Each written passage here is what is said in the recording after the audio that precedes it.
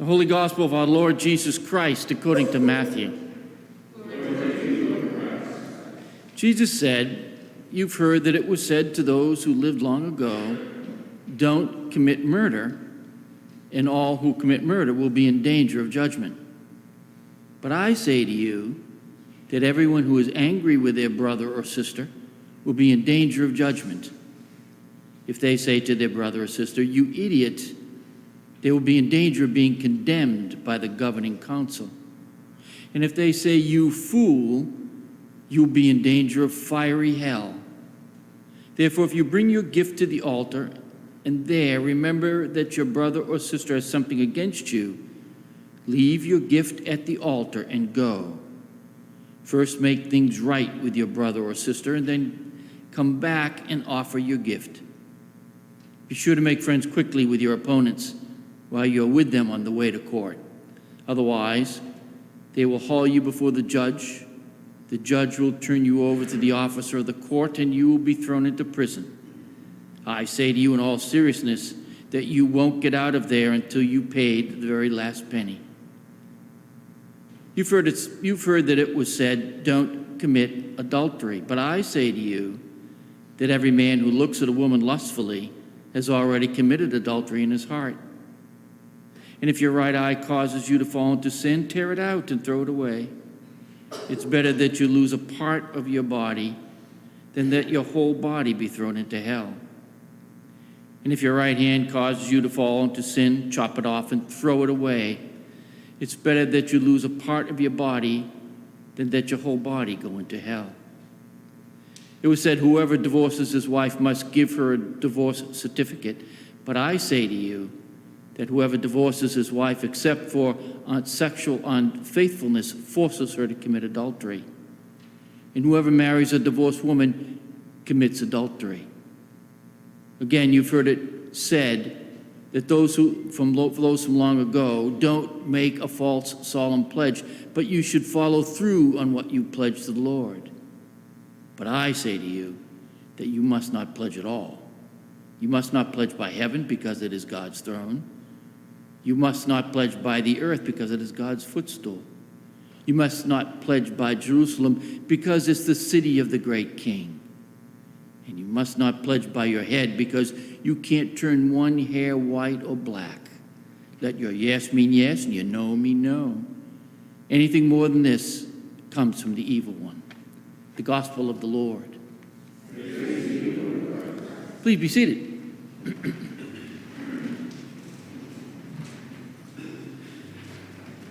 Back in the fall of 1976, we had a presidential election pitting the incumbent President Gerald Ford against the former governor of Georgia and former peanut farmer Jimmy Carter.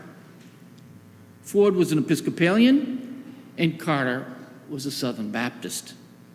Nobody cared about Ford's Anglicanism. I mean, after all, Episcopalians were and are perceived as harmless. But Southern Baptists were and are, well, they're another story. In order to settle people's minds, Jimmy Carter agreed to be interviewed by the very liberal columnist Robert Scheer. And interestingly enough, the interview was not to be published in Christianity Today or even the Atlanta Constitution for fear that not enough people would read it. Instead, the interview was published in the November 1976 issue of Playboy magazine, which I think was rather an odd choice, given that no one ever subscribed or purchased Playboy for the articles. And for those who said that they did, well, they're just lying, I'm telling you. The cover of the magazine had a scantily clad, voluptuous Playmate of the Month, and Jimmy Carter's name prominently featured next to her. The magazine hit the newsstands a few weeks before the presidential election on November 2nd. In the interview, Scheer pointedly asked presidential nominee Carter, "Do you feel you have reassured people with this interview? People who are uneasy about your religious beliefs, who wonder if you're going to make a rigid, unbending president."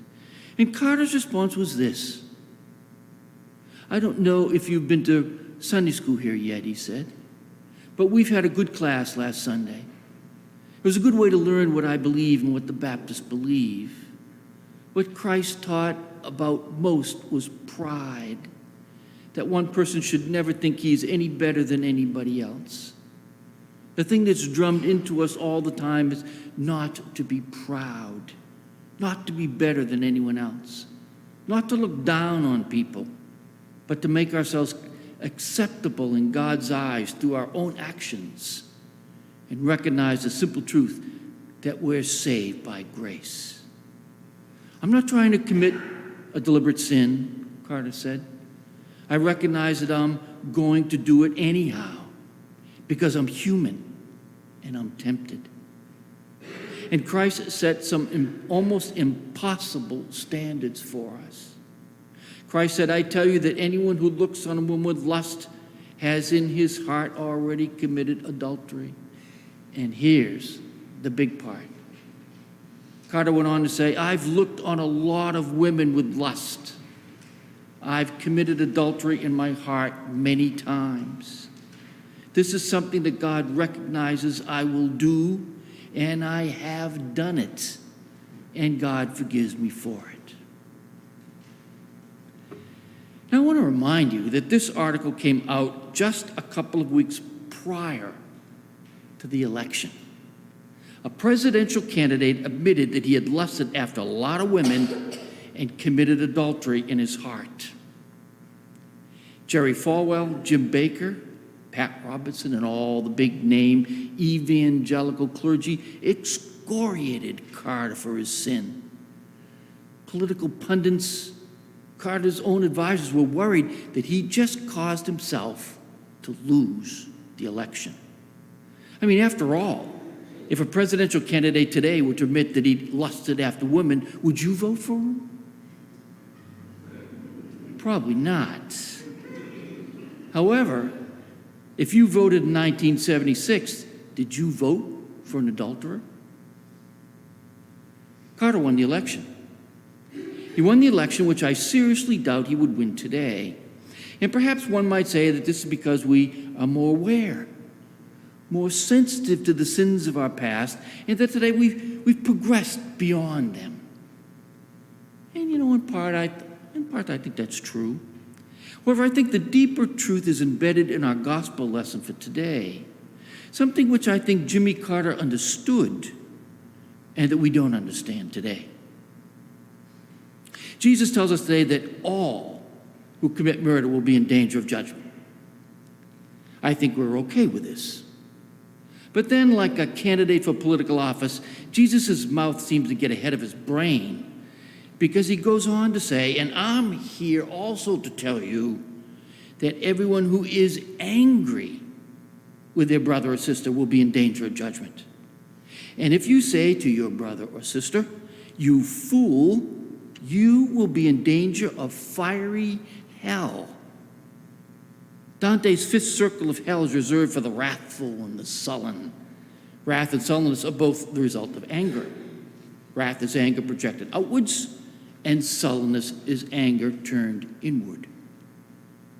I will tell you, I can't drive down the 405 without calling someone an idiot or a fool. I can't do my taxes without calling myself an idiot.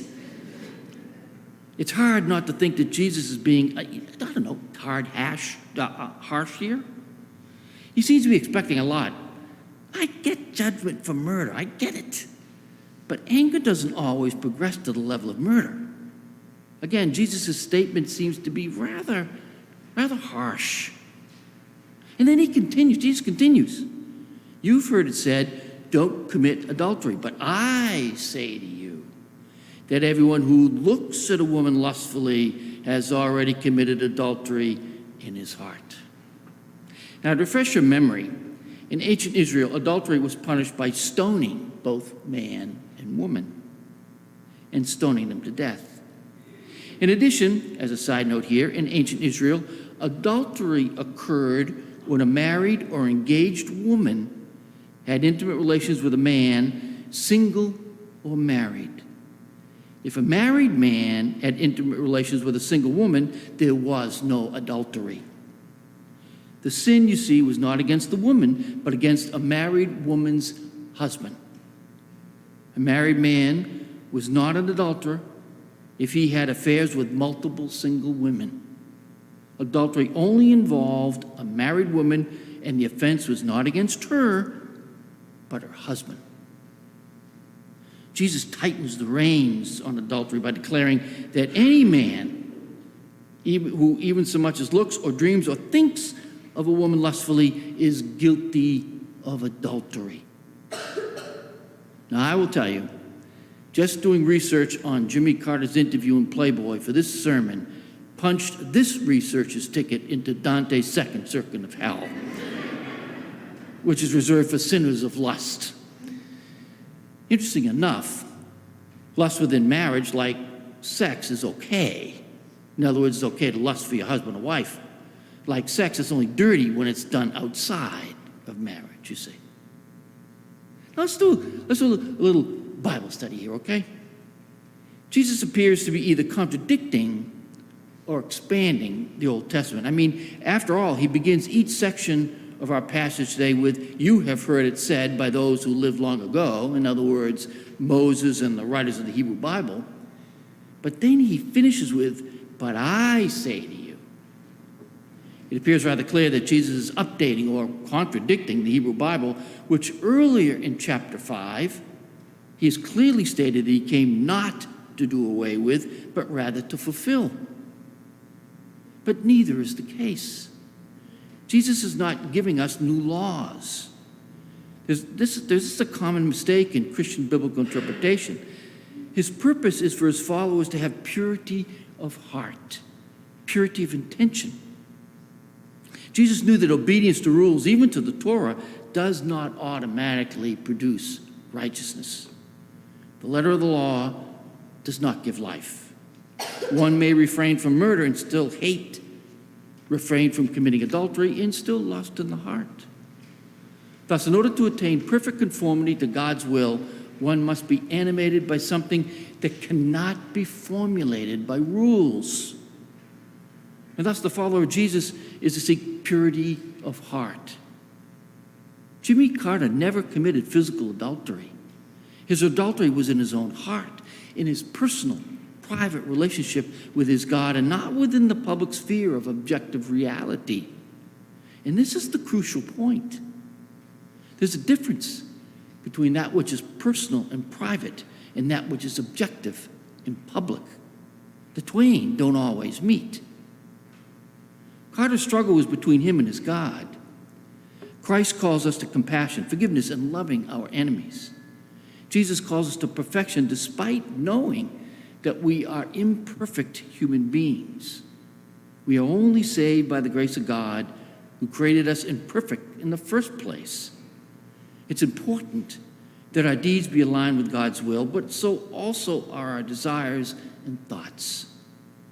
However, by Jesus' comments today, he clearly understands our private intentions and thoughts are not the same as our public deeds. Yeah, but we all know this. You know, for example, many years ago while I was doing premarital counseling for a couple, the issue of Valentine's Day came up. It probably came up for a lot of you just the other day. The woman was hurt because the man didn't make a big deal out of it. She wanted flowers, a sweet card, perhaps dinner, foot massage. He didn't believe in Valentine's Day. His point was that Valentine's Day was created by Hallmark and supported by the floral industry to make money. To him, the day had no meaning. And that by not believing in the day didn't negate his love for her in any way. And he was adamant about it. And I have to agree with him. However, even though Valentine's Day meant nothing to him, it meant something to her. And thus, because it means something to her and he loves her, then out of love for another person, we sacrifice for them. He didn't have to like Valentine's Day. It's irrelevant that he doesn't believe in Valentine's Day. But if his soon-to-be wife did, then he needed to celebrate it. He was to celebrate it because it doesn't matter what his thoughts or feelings were. What matters are his deeds and actions. He's not to be judged by his feelings about Valentine's Day. He's to be judged by his actions with regards to Valentine's Day. Simply because he doesn't believe in Valentine's Day doesn't mean he doesn't love his fiancée. By refusing to show her his love for her on Valentine's Day because she does think the day is important, then now you see that would be a different story. We all want others' intentions, others' feelings, their thoughts to be in conjunction with their deeds and action. But that's not going to happen often. This does not mean that we should not try to be pure in heart and pure in intention. But it does mean that that which is personal and private belongs between God and us and is not to be judged and punished socially or publicly, because without action they are irrelevant to others. It's how people treat us that's important, and not what they may think or not think. And here is where I go from preaching to meddling, as a parishioner of mine in Georgia used to say. The church for centuries has attempted to condemn through guilt our private feelings, desires, and thoughts. The church has always wanted a visible culture of purity. Therefore, it wasn't enough to bring a date to the drive-in movie and simply eat popcorn and watch the movie if all the while your desires were exploding inside of you. Thinking, lusting thoughts was just as bad as acting on them, and that's just not the case. As much as we might not like it, judgment is reserved for public actions. We are not to be condemned, nor are we to condemn others for that which is personal and private in their heart. That again is between the individual and their God. This is not to say that we are not to strive to conquer our private desires and thoughts, but that is up to each person individually and not up to society to force through laws or punishments. We are to judge and be judged on our deeds and not our thoughts or purity of intentions. I think in 1976, people understood this distinction between public and private.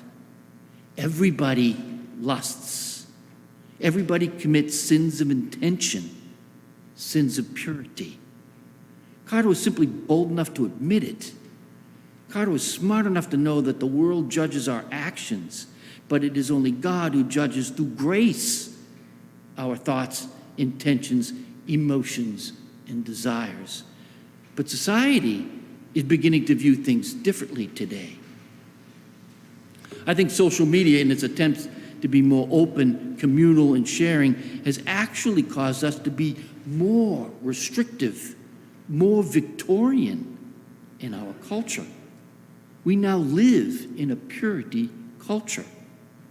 With Instagram, Facebook, Twitter, Snapchat, and TikTok, people share all sorts of very private things, especially in photos.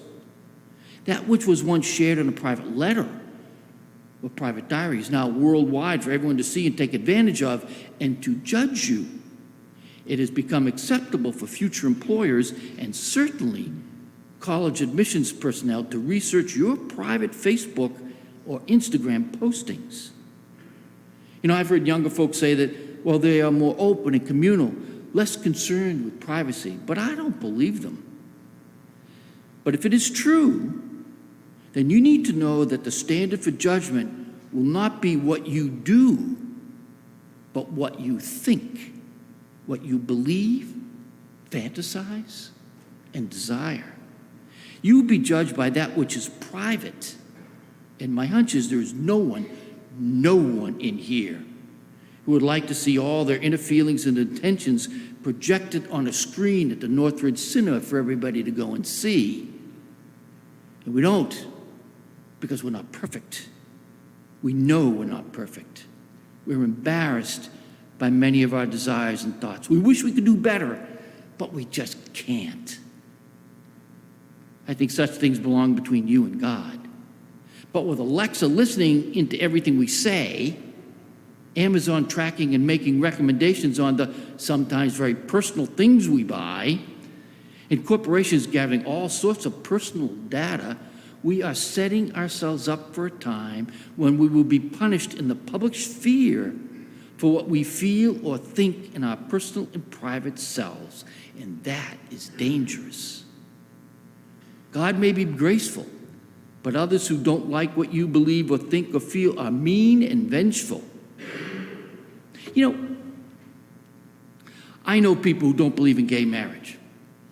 They are good, wonderful people who keep their beliefs to themselves, and yet they live in fear that they'll be outed and socially shamed and denied opportunity because of what they believe.